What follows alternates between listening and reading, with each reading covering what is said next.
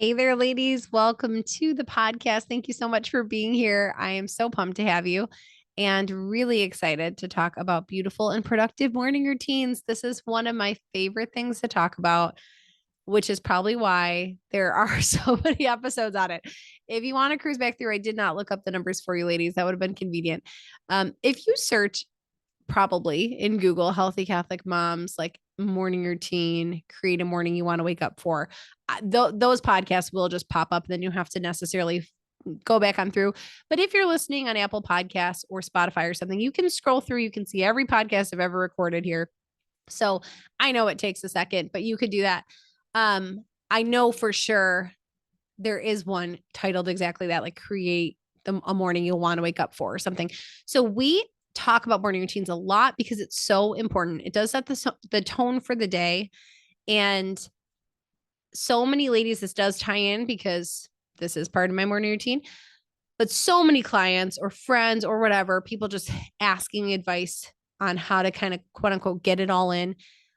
And they are a mom and they especially have little kids. I say you have to do it in the morning. Like most things that you want done at all have got to be done in the morning or the day runs away from you. There's a lot of caveats to this, and not every single season of my life have I always done a morning workout, but 9 times out of 10, that's when it's going to be. So yes, when I have a newborn, sometimes like if I really need that maximum sleep right up until almost my kids wake up, I will take it. But in general, almost every other time, and even usually those times, I'm still trying to get up. Like it might be a condensed version of this, but I'm still trying to do some of my morning routine before the kids wake up, or I feel really helter skelter all day. When I wake up and I have my own time and I get these bullet items done here, these bullet points done, I feel like I'm more on the proactive side of my day than reactive. I do not like waking up to kids already up. I know some of you listening to this might have like different age kids who are older, who already get up, get their own breakfast, do their thing.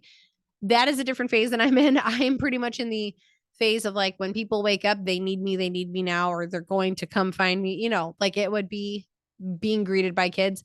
I do not like to be woken up by, like, obviously there are times when a kid wakes you up because they're throwing up or like different situations. I get that.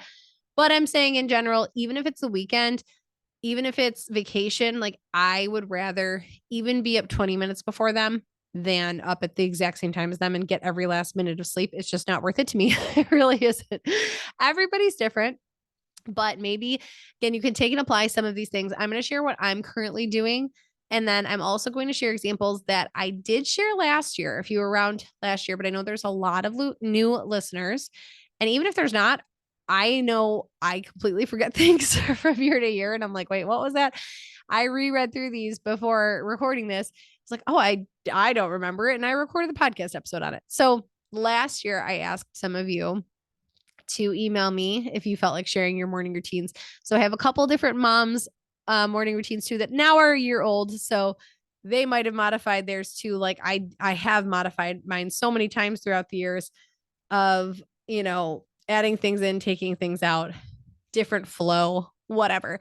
So we'll get into that, but I will just talk about the structure of what I think is really great in the morning. There are so many books and resources about this, so many different opinions on this as well. Some resources I have pulled from in kind of getting to where my routine is now. I really like The Miracle Morning by Hal Elrod, and he goes through this whole, like, I don't know, 7 to 10 steps, but then gives you like a long version of it and then like a 5-minute or 10-minute version of it where you have key components of it, but just super condensed. So that was a great resource. What Most Successful People Do in the Morning was another great resource that I read years and years ago. So, podcasts, whatever. I'm sure there's a million articles written on this. I'm just going to, share what I'm currently doing, what these ladies were doing at least last year, and maybe glean some inspiration from it. Before I get there, because this is probably the last podcast, yes, I'm going to mention this on. If you're listening to this like right when it comes out or the next day, programs. Our programs for 2024. The big one kicking off January 15th is the 8-week beginner program and the early bird pricing for Chasing Greatness group. All I'm going to say about it, because we're like right at the deadline. Just go to my website for more information, email me for more information, Instagram message me, but just want to get that out there one more time in case, you did not know about those kind of cutoffs. All right. So first of all, my current morning routine, I'm recording this before I've had a baby. So I'm like 9 months pregnant recording this. And this has been my morning routine though, pretty much all through pregnancy. First trimester, I think I slept in a little bit more because, you're just dead tired, but I still always got up before the kids and that whole thing.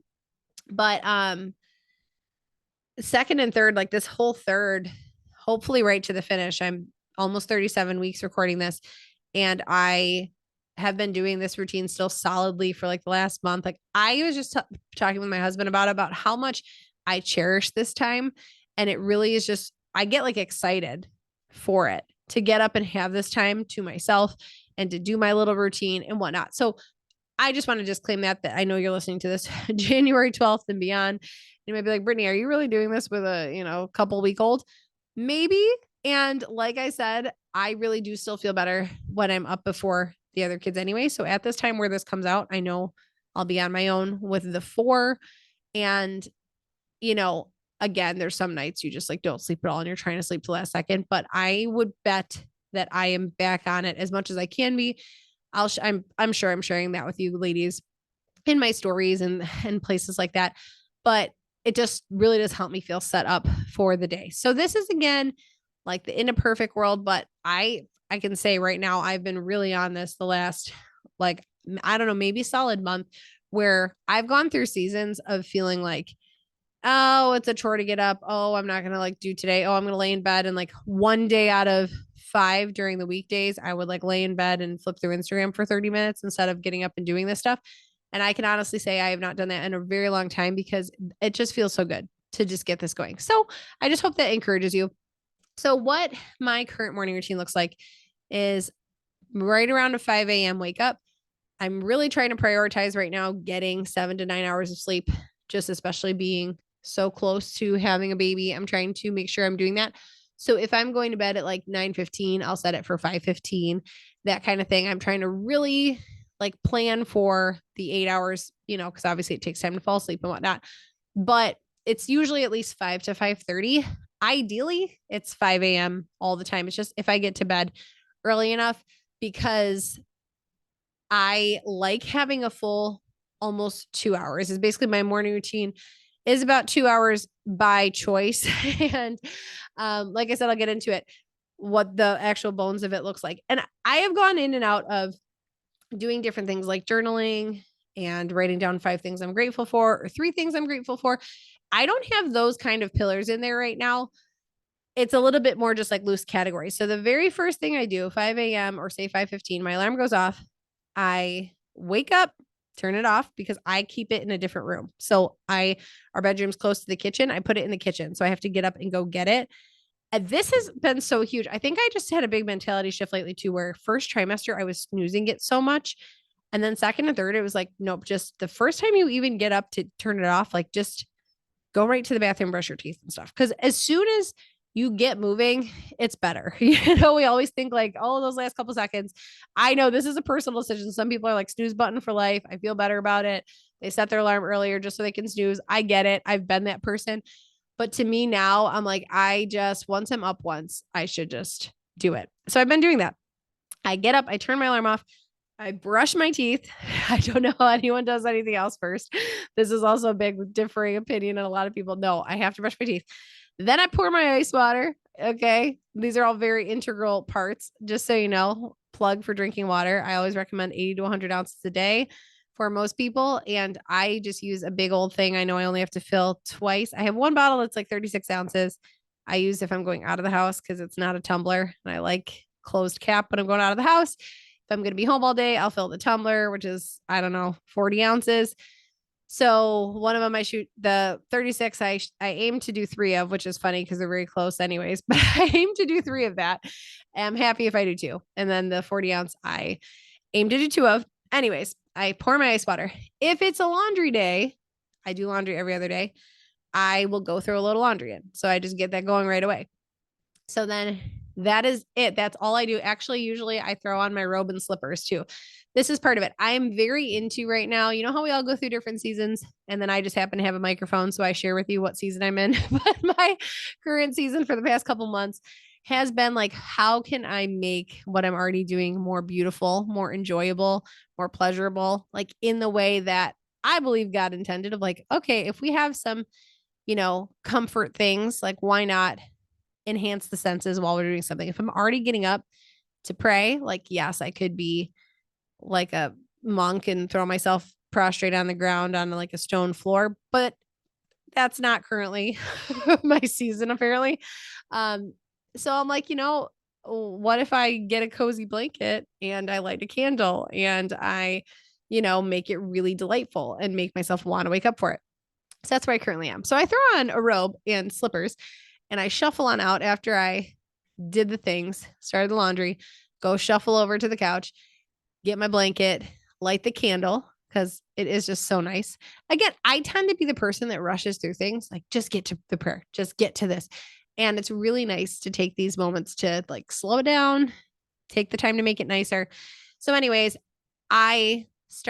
typically I start with prayer first. And sometimes, like I said, this is where I'll like read a scripture passage or do a morning offering. And then I will do 3 things I'm grateful for in a journal. And then I'll sometimes read like a nonfiction book too in that time. Right now, I am just doing spiritual reading, silent prayer, reading scripture, and then usually done. Sometimes I have my journal with me. Sometimes I do journal.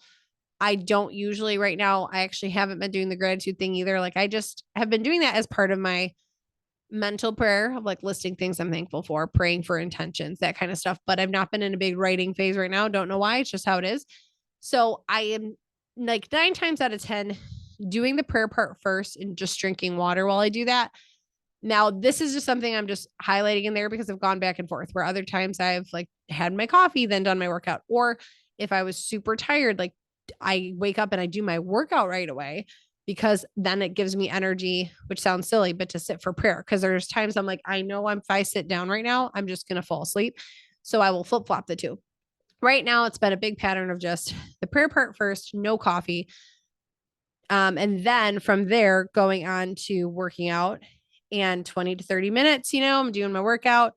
Sometimes I will, if I'm filming the workout, like for the Chasing Greatness group or something, I will get ready, quote unquote, before I work out. So AKA I'll throw on some makeup and then I will do my workout. And it's still, in that 25 to 35-minute range. But right now I've not been filming until this baby comes out.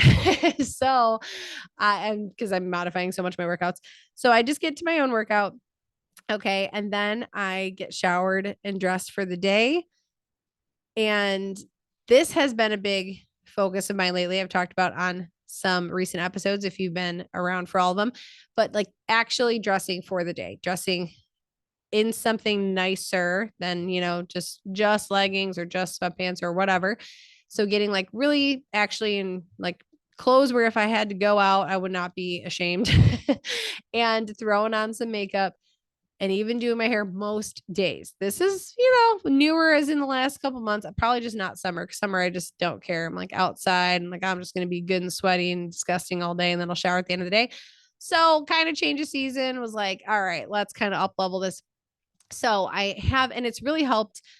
I think I took it more seriously thinking like, Brittany, you are teaching them. Like you are a teacher, we homeschool and whatnot. So like you should be ready for that for the day. I think it was a little bit different to me. If you're listening and like you have like a 3-year-old and a baby, then yeah, like 98% of your day is spent on the ground.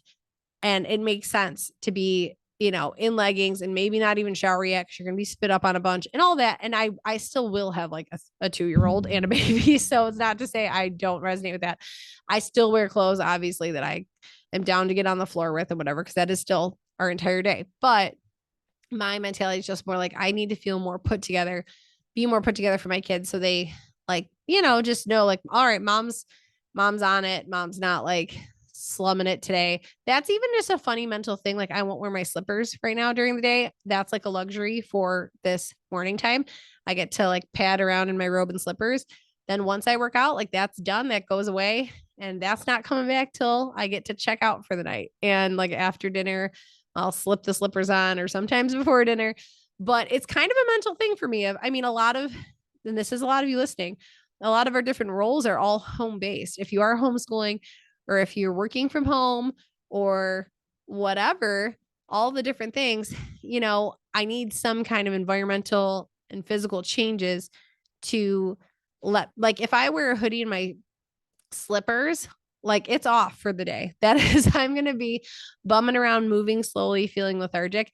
If I'm dressed, hair's done, makeup's done, it's just different. I'm like in a productive mode. And then I know it's relaxation time. I can kind of get back in my slippers and pad around again. So that's just what I've been doing now. So this whole thing is like 5 to 7 a.m. So I shower and get ready in like 10 minutes. Like it is not long. I take about 3 minutes to do my makeup. I throw something on. And then the very last piece before the kids are up is when I will usually make my coffee and either grab my breakfast out. If I made overnight oats, I've been real into lately, or make something for myself. Now, it just depends what time it is. If I have like 10 minutes and I'm super hungry, I might sit down, have my coffee and my breakfast right before the kids are up. Or more often than not, I will take those last couple seconds to set up their breakfast, maybe check an email or something. If things have just been running, pretty on schedule here and the kids aren't up yet and whatever, then I do sometimes squeeze a little work in there. And then usually I just kind of have everything ready to go. So that once they wake up, I sit down and have my breakfast with them. So I'll have my coffee, have my breakfast. And I take those last couple minutes, whether I'm having breakfast myself or not, to look over the stuff that we're doing for our day homeschool wise. All right. So that is what's currently looking like. I'm trying to make it as lovely as possible using things like candles and blankets for the nice per time. I'll put some nice smelling stuff in our, diffuser, put some essential oils in there. For my workout, will try to, pep it up as much as I can. I'll play music or listen to a podcast or whatever, and then, get on with the rest of it.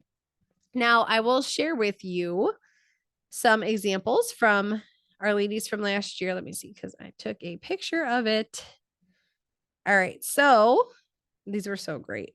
I like it because I love being able to get the differing, approaches. So this was from Jen D last year, that she said Monday, Wednesday, Friday, she does a 5 a.m. wake up and strength training workout while drinking her first cup of coffee and listening to her favorite podcasts.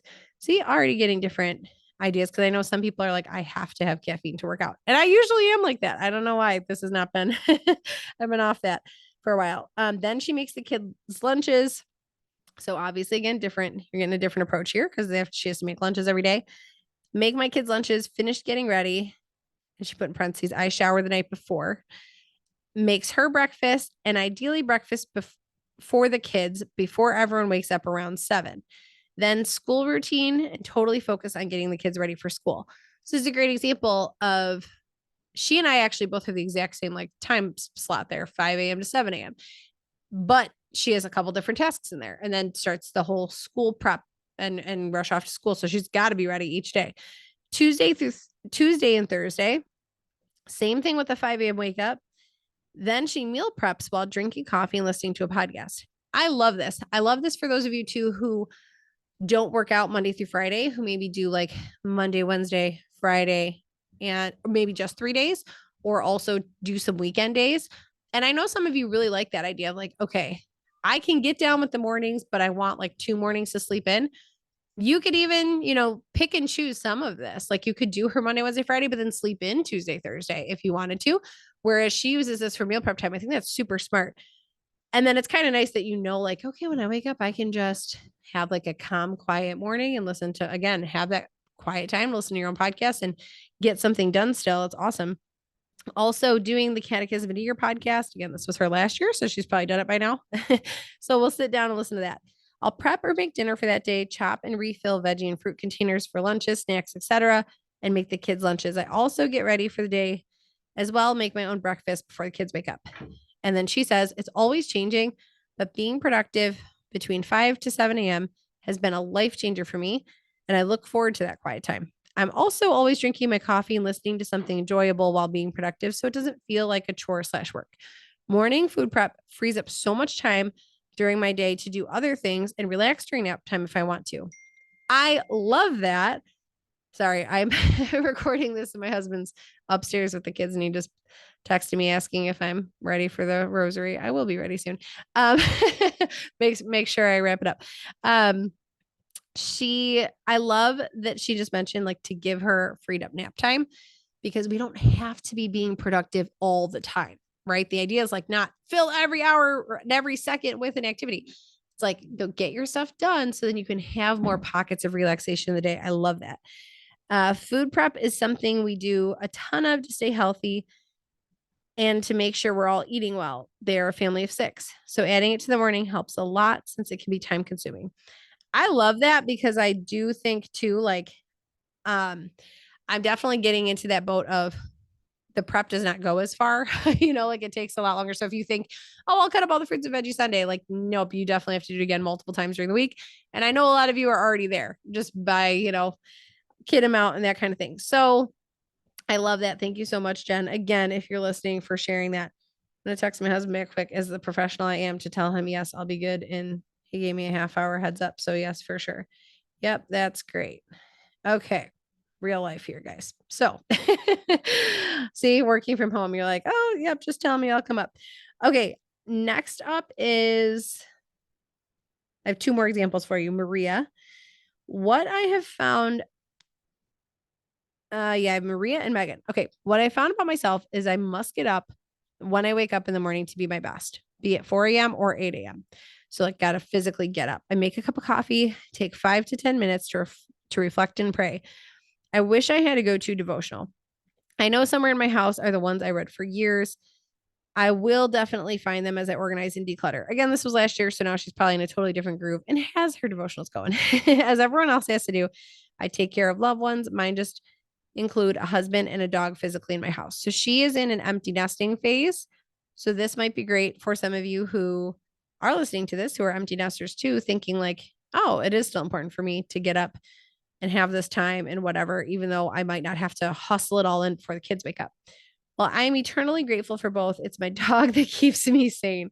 Our routine is to walk 2 to 4 miles each morning. I use this time for further reflection, prayer, and to catch up with those I may not otherwise speak with. When we get home, she's tired enough and I do my workout with you. She's in the Chasing Greatness group. In my working days, it looked exactly the same, only I started earlier and we walked in the dark. Now, funny because this listener and dear friend, I actually used to have in person in my spin class back when I taught a 5:15 a.m. spin class before my first child, which I would still totally do if my husband didn't work early. But so it's true. Those were her working days. And she was at that 5:15 a.m. spin class too. So let's see. I am grateful for the quiet time I have now and have begun journaling several days a week to chronicle the journey. I almost feel guilty that I can't find time to do more. I have nothing but time. I always try to work smarter than harder and find myself multitasking, thinking, etc. Journaling requires focus. I love that. Oh, I really love that. Okay. And I lied because I actually have 2 more. So I have Anne and Megan for you too. So Anne and Megan's are going to back us up a little bit. Maria gave a sliding scale too, because I know she's got a little bit more time to work with there. But Jen's, to remind you, was about 5 a.m. Mine's about 5 a.m. too. Anne's is 4:45 and Megan's is 4 a.m. wake up. And I know both of them work outside the home. So that's probably to accommodate the like get everybody to school and get outside to their own jobs as well. So Anne's is get up at 4:45, get dressed in workout clothes that I already have laid out. Great tip laid out in there. Grab my water, my tablet, and earbuds and head to my basement. My workout area is in my kids' playroom. I work out, strength train, she says in parentheses. Good job, Anne, for 45 minutes while listening to a podcast. Then I have my prayer time, 10 to 15 minutes of silent prayer and reading the daily readings. I head back upstairs and shower and get ready for work, then wake up my hubby.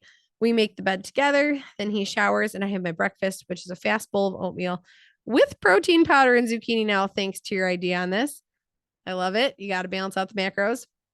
Green tea and sometimes some chicken sausage. Then I get the kids up, get them breakfast, head out the door for work. My hubby brings the kids to school. So I think there are so many tips jam packed in here that, Ann just includes naturally now. And I know Ann very well. We've worked together one-on-one. She's in the Chasing Greatness group, probably listening to this episode right now. Shout out to you, Ann. And so many tips though, jam packed in there of, we want to remove the obstacles in our way to success. So her laying out her clothes the night before is removing an obstacle. That's removing a barrier to her getting her workout done. And then all the little teamwork in there is really cute because that's what I've struggled with over years of like, okay, well, Ben's home today. Oh, he's not home. So we talk, we this. And like, sometimes I'm like, oh, okay, I want to talk to him, but that just took 20 minutes out of this very like well-designed, if you're a mom, like you have it engineered down to the minute. The other day, I was coming up from my workout in the basement and he was stepping into the shower and I literally was like, no, I have to get in there. He's like, what? And he also takes like 10-minute showers and I take like 2-minute showers unless I'm washing my hair and all that, which I was not. So I was like, no, I have to get in there first. And he just is like, yep, go for it. He does not care. But it's like, this is done to the minute. So I like the little pockets that she has of like, then they make the bed together, then they do this. So you're interacting, but it's not maybe necessarily taking a lot of time in the morning. And then she said, I am kind of naturally a morning person, but the rewards I reap from getting up early and having my me time is huge. Yes, it's so worth it. It has done so much for me mentally, physically, spiritually, as well as emotionally. I honestly feel like I know who I am again, as I truly lost myself for a period of time when my kids were very little. I know you are such a busy mom, but I could not help. Oh, this was a different, sorry. I included that in there. That was our personal conversation then about a victory that she had at the gym, which is awesome. Thank you, Ann, for sharing this last year. And I hope you don't mind that I shared it again this year. All right. Lastly, my girl, Megan, who's also a dear friend and is also in the Chasing Greatness group, shared that she does a 4 a.m. wake up, people. See, you can do it. From 4 to 4:20, she gets the dogs out and fed, makes coffee, tracks her meals for the day, and lists out her to-do list.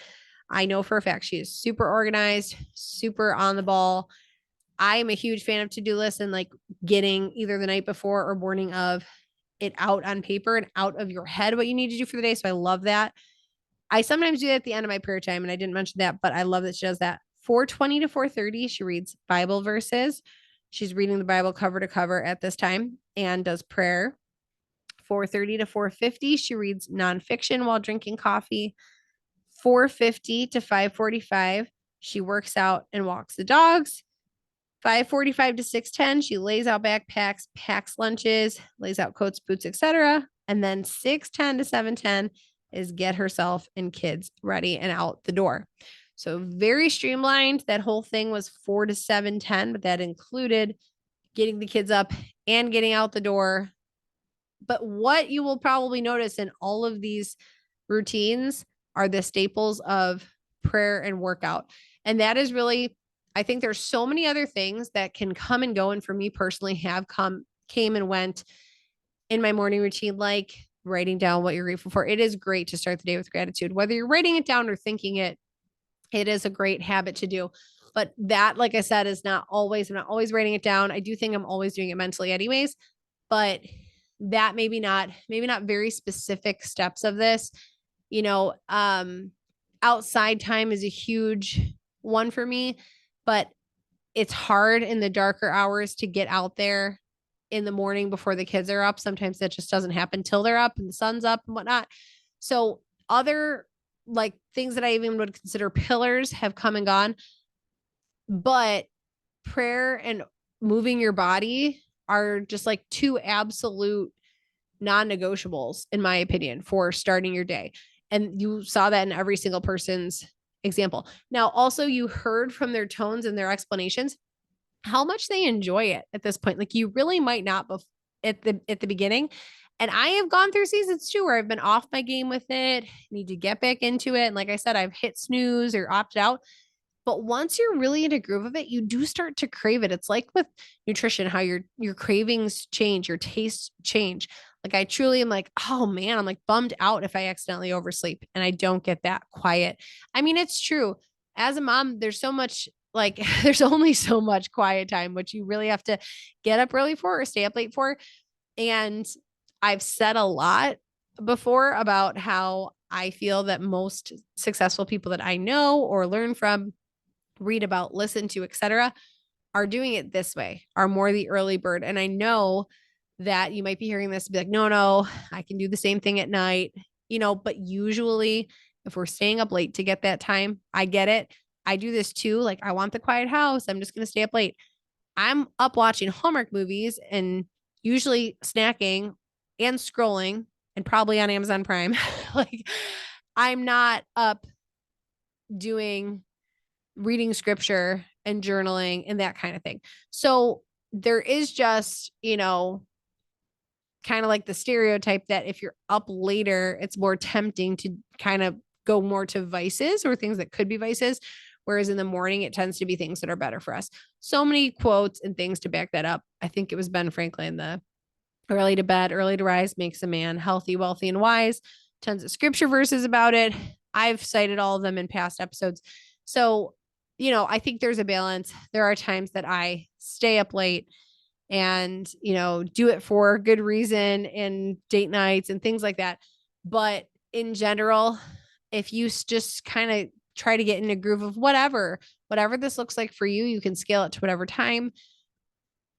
Short amount of time is better than nothing. If you shoot to get up 20 minutes before your kids and pray for 10 minutes and work out for 10 minutes, that is a fantastic place to start. And you probably will get a taste of it and just want to continue having that time. So I just encourage you, wherever you are, to get something started, and hopefully hearing these ladies' examples inspired you as well. All right. I hope that you have a great rest of your day. Next podcast, we are talking about nursing and working out and how you can plan to do that, losing body fat, but not dropping your milk supply. This was from a listener question, and I'm pumped to get into that next time. All right. Oh, I did not mean that pun in there. Pumped breastfeeding. I know. All right. Have a great rest of your day, ladies. I'll talk to you next time.